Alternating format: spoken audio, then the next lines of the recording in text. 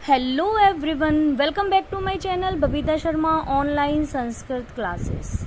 तो बच्चों, आज हम कक्षा 9 का पाठ 5 पढ़ेंगे। नाना साहब की पुत्री देवी मैना को भस्म कर दिया गया। तो इसकी लेखिका है चपला देवी। तो पहले चपला देवी के बारे में देख लेते हैं। द्विवेदी युग की लेखिका चपला देवी के व्यक्तित्व एवं कृतित्व के बारे में जानकारी उपलब्ध नहीं हो पाई। द्विवेदी युग मतलब पहले जो हमारा हिंदी साहित्य है उसको 4 भागों में, 4 युगों में बांटा गया है। पहला होता है भारतेंदु युग और दूसरा है द्विवेदी युग। तो ये लेखिका जो थी वो द्विवेदी युग की लेखिका है। इनके बारे में अधिक जानकारी उपलब्ध नहीं हो पाई है। स्वतंत्रता आंदोलन के दौरान पुरुष लेखकों के साथ साथ अनेक महिलाओं ने भी अपने अपने लेखन से आज़ादी के आंदोलन को गति दी। उनमें से एक लेखिका चपला देवी भी रही हैं। कई बार अनेक रचनाकार इतिहास में दर्ज होने से रह जाते हैं। चपला देवी भी उन्हीं में से एक है, यानी इनके बारे में हमें अधिक जानकारी नहीं मिलती।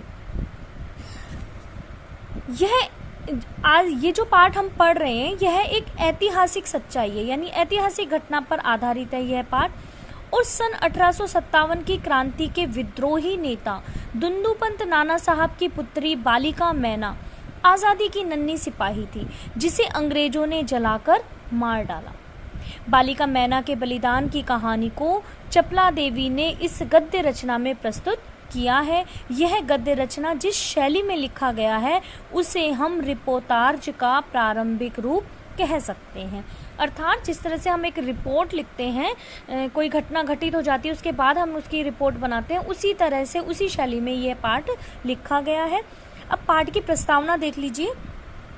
मातृभूमि की स्वतंत्रता और उसकी रक्षा के लिए जिन्होंने अपने प्राण न्यौछावर कर दिए, उनके जीवन का उत्कर्ष हमारे लिए गौरव और सम्मान की बात है।